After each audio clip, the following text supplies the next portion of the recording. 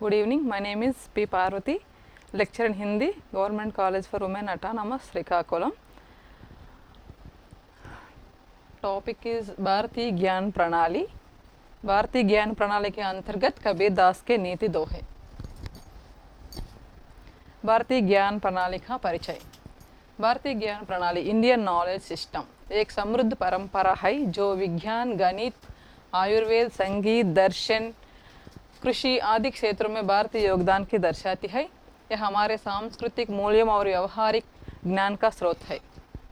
भारत की राष्ट्रीय शिक्षा नीति NEP 2020 में ऐसे विशेष महत्व दिया गया है. भारतीय ज्ञान प्रणाली की मुख्य विशेषताएं पारंपरिक ज्ञान और विज्ञान, वस्तुकला, आयुर्वेद, योग, ज्योतिष आदि विषयों के बारे में, कला और साहित्य, भारतीय संगीत, कर्नाटक, हिंदुस्तानी जैसे, नृत्य कलाएं, भरतनाट्यम, कथकली, ओडिशा आदि विषयों. भारतीय ज्ञान प्रणाली के उद्देश्य. भारत के पारंपरिक ज्ञान को संरक्षित करना, शिक्षा में भारतीय दृष्टिकोण को शामिल करना, जीवन मूल्यों को मजबूत बनाना, विज्ञान, कृषि, चिकित्सा आदि में देसी ज्ञान का उपयोग, सतत विकास हेतु स्थानीय ज्ञान को बढ़ावा देना. भारत के पारंपरिक ज्ञान को संरक्षित करना का मतलब, पारंपरिक मतलब प्राचीन काल से आने वाली ज्ञान को हम संरक्षित करना है आने वाली पीढ़ियों के लिए भी. जीवन मूल्यों को मजबूत बनाना मतलब हम जीवन में नैतिक मूल्यों के साथ रहना चाहिए, क्योंकि आने वाली पीढ़ियों में हमें अनुपालन करते हैं, इसलिए हम जीवन मूल्यों को मजबूत करना चाहिए. भारतीय ज्ञान परंपरा का प्रतीक. पश्चिमी शिक्षा के साथ साथ भारतीय ज्ञान को भी बढ़ावा देना, पारंपरिक ज्ञान को आधुनिक ज्ञान के साथ जोड़ना, भारतीय साहित्य, दर्शन एवं कला का व्यापक अध्ययन. यह भारतीय विरासत और ज्ञान को संरक्षित करने और शिक्षा के क्षेत्र में व्यापक विकास हासिल करने के लिए बनाई गई गतिविधि है भारतीय ज्ञान प्रणाली. इसके अंतर्गत कबीरदास के नीति दोहे. पहले हम कबीरदास का परिचय देखेंगे तो कबीरदास 15वीं शताब्दी के महान संत, कवि और समाज सुधारक थे. उनके दोहे में नीति, प्रेम, भक्ति और जीवन दर्शन पर आधारित होते हैं. उन्होंने समाज में व्याप्त अंधविश्वासों का विरोध किया.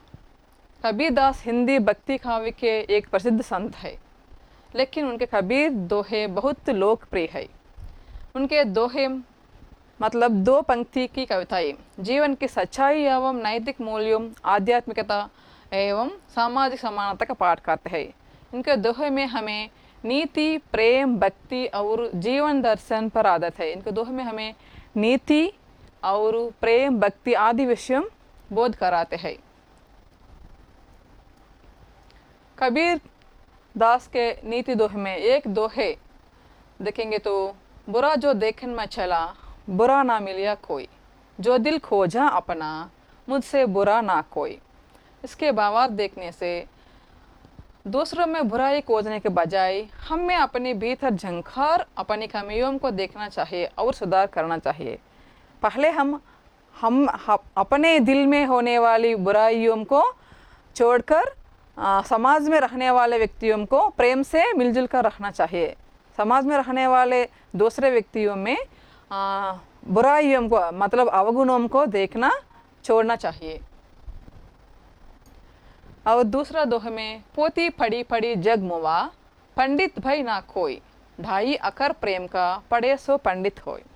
इस दोहे के भावार्थ देखने से दुनिया में कई लोग बड़ी बड़ी किताबें पढ़कर मृत्यु के द्वार पर पहुंच जाते हैं, लेकिन वे सभी विद्वान नहीं बन पाते हैं.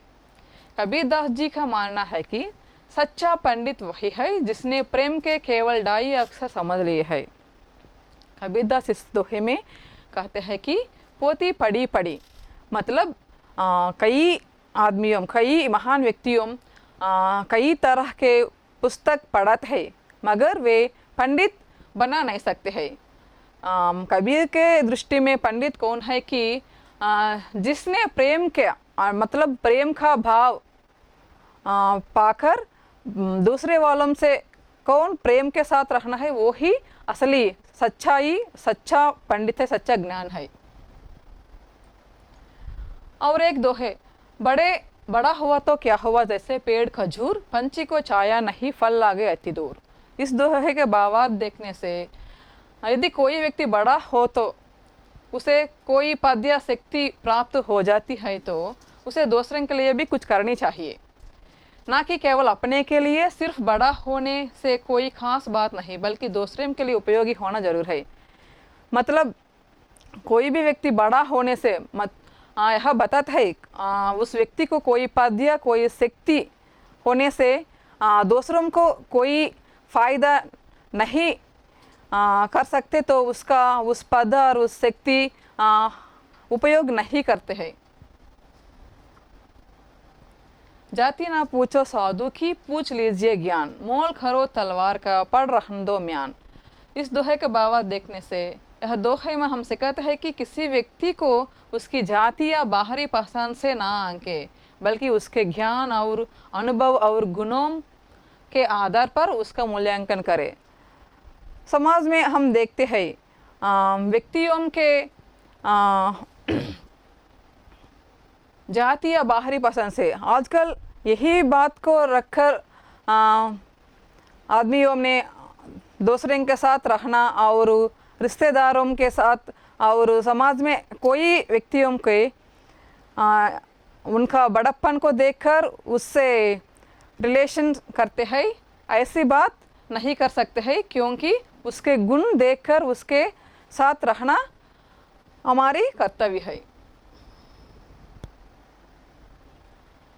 निष्कर्ष, भारतीय ज्ञान प्रणाली जीवन के हर क्षेत्र के उपयोगी है। कबीरदास के दोहे आज भी नीति, भक्ति और व्यवहारिक जीवन के लिए मार्गदर्शक है।